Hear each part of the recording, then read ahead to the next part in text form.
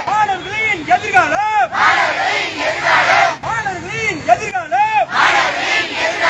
மண்ணா போச்சு மண்ணா போச்சு மண்ணா போச்சு மண்ணா போச்சு மண்ணா போச்சு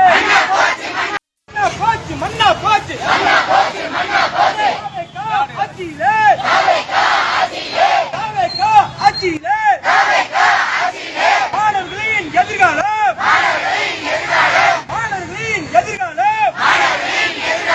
மண்ணா போச்சு மண்ணா போச்சு மண்ணா போச்சு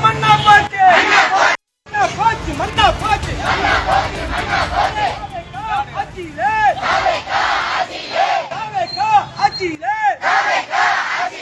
மாணவர்களின் எதிர்காலம்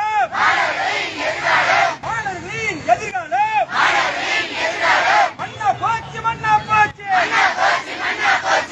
போச்சு மண்ணா போச்சு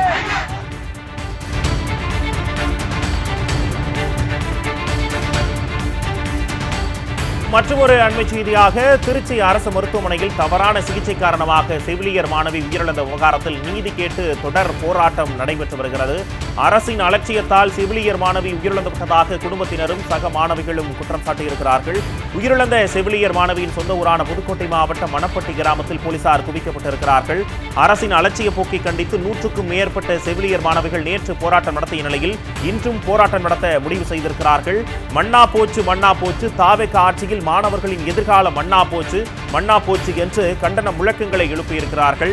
செவிலியர் மாணவியின் இறுதிச் சடங்கு அவரது சொந்த ஊரில் இன்று நடைபெறவுள்ள நிலையில் போலீசார் குவிக்கப்பட்டிருக்கிறார்கள். அந்த அண்மை செய்தியை தற்போது பார்த்துக் கொண்டு வருகிறோம்.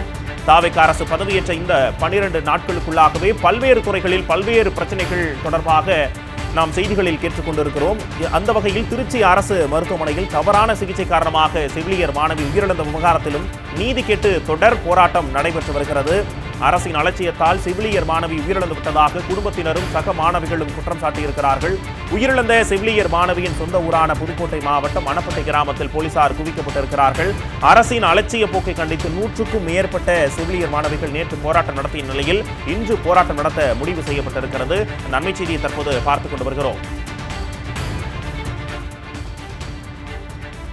திருச்சி அரசு மருத்துவமனையில் தவறான சிகிச்சை காரணமாக செவிலியர் மாணவி உயிரிழந்த விவகாரத்தில் நீதி கேட்டு தொடர்ந்து போராட்டம் நடத்தி வருகிறது. அந்த நன்மை செய்தியை தற்போது பார்த்துக் கொண்டு வருகிறோம். இது பற்றிய விரிவான தகவல்களை தருவதற்காக செய்தியாளர் செல்வம் நம்முடைய இணைந்திருக்கிறார். வணக்கம் செல்வம், கூடுதல் விவரங்களை பதிவு பண்ணுங்க.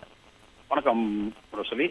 புதுக்கோட்டை மாவட்டத்தைச் சேர்ந்த சீதாலட்சுமி என்ற மாணவி திருச்சியில் நேற்று தவறான சிகிச்சையில் உயிரிழந்ததை கண்டித்து 100க்கும் மேற்பட்ட செவிலியர் மாணவிகள் மற்றும் பொதுமக்கள் ஊரார்கள் போராட்டம் நடைபெற்ற நிலையில் அரசு மூலியமாக பேச்சுவார்த்தை நடத்தியும் முடியாத நிலையில் கடைசி கட்டமாக மாநகர ஆய்வாளர் காமினி அவர்கள் கல்லூரி மாணவிகளும் உறவினர்கள் 5 பேர் பேச்சுவார்த்தை நடத்தி இந்த இரவு 10 மணிக்கு மேல் முடிவு ஏற்பட்டு உடனடியாக நடவடிக்கை எடுக்கப்படும் என்று கூறிய நிலையில் அவரது பூத உடலை பெற்றுக்கொண்டதால் இரவோடு இரவாக அனுப்பி காலை 6 மணிக்குள் மேலும் பதட்டமான சூழலை உருவாகக்கூடாது என்பதற்காக போலீஸ் குவிக்கப்பட்டு காலை 6 மணிக்குள் அடக்கம் செய்ய உத்தரவிடப்பட்டு, அதாவது மிரட்டியதாகவும் சொல்கிறார்கள், மிரட்டியும் காலை 6 மணிக்குள் உடல் தகனம் செய்யப்பட்டுள்ளது.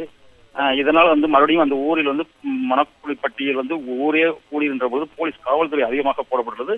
அடக்கம் செய்த பிறகுதான் அந்த மாவட்ட ஆட்சித்தலைவரே அங்கு சென்றுள்ளார். இதுவும் கொந்தளிப்பு ஏற்பட்டது. மேலும் அந்த ஊரில் இன்னும் முடிவு செய்யப்படாமல் இருக்கிறார்கள். உடனடியாக நடவடிக்கை எடுக்கத்தான் மேலும் பெரிய போராட்டம் வெடிக்கும் என்று அறிவித்துள்ளனர். தற்பொழுது புதுக்கோட்டை வடக்கு மாவட்ட கழக செயலாளர் கே செல்லப்பனின் அவர்களும் அங்கே சென்றுள்ளார்.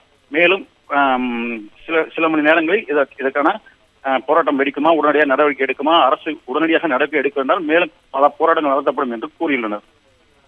செல்வம், அது இந்த சம்பவம் ஒரு மருத்துவத்துறை ரீதியான ஒரு சம்பவமா இந்த இறப்பு அமைந்திருக்கிறது. சுகாதாரத்துறை அமைச்சர் அங்கே சென்றாரா, மக்களை சந்தித்தாரா, அந்த குடும்பத்தை சந்தித்தாரா?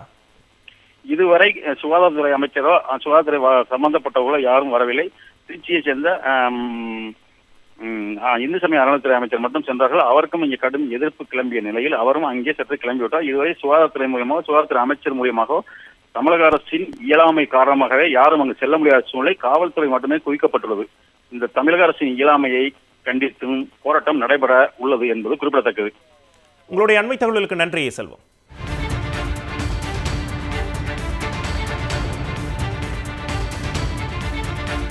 மன்னா போச்சு